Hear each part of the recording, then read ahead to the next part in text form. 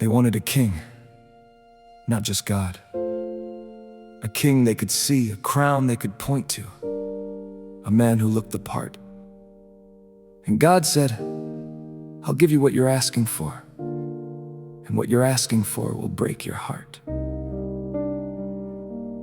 Saul stood head and shoulders above them all, everything a kingdom could want, but the heart was somewhere else, and obedience was always the part he couldn't quite manage.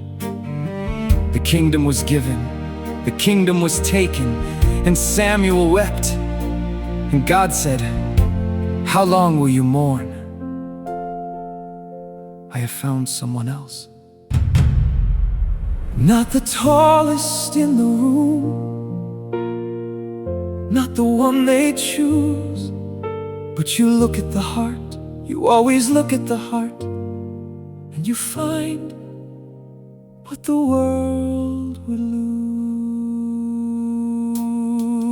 So God went to a field, a boy, a sling, 8 brothers, who didn't think to call him in when the prophet came to dinner. Jesse didn't even think of David, but God said, rise and anoint him.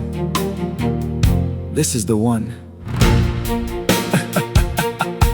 Stone, a sling, a giant falls, not by might the scripture calls. David danced before the ark, unashamed out in the dark. He wrote the Psalms in caves, in grief and guilt and joy and disbelief. Create in me a clean heart, Lord.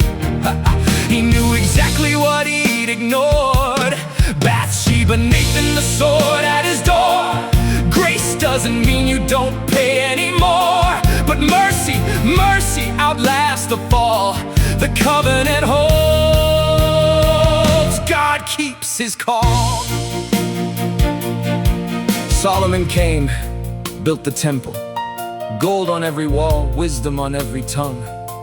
But wisdom without faithfulness is the longest way to fall. The kingdom split in two, the north went dark, altars to Baal on every high place. And into that silence, God sent a voice. Not the tallest in the room, not the one they choose, but you look at the heart, you always look at the heart, and you find what the world would lose. His name means, my God is Lord. He stood on Carmel and called down fire. 450 prophets of Baal, not one answer, not a sound. Then Elijah called and the fire fell. But that same night, he ran into the wilderness and sat under a broom tree and asked to die. The greatest prophet in Israel, too tired to go on. And the angel touched him. Arise and eat. The journey is too great for you. He didn't say be stronger. He didn't say have more faith. He said eat, rest. I'll be with you. Still small voice. Not the earthquake, not the fire, not the wind, just the voice, gentle as a question. What are you doing here, Elijah? And he answered honestly, because that's all God ever wanted. From Saul's tragedy to David's psalms to Elijah's silence, the same God. The God who warns, the God who forgives, the God who feeds a broken prophet under a desert tree. He is not only in our victories, He is in the wilderness too. He meets us where we fall apart and calls us back to what is true. Not the tallest in the room,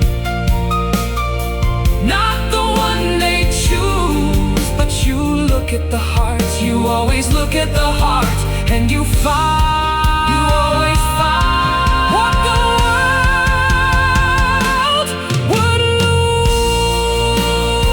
And Elijah never died. On chariot of fire, a whirlwind, and on a mountain called Transfiguration, he stood beside Moses, beside the one The whole story was always about 3 acts, 1 God. The story is not finished. It never was.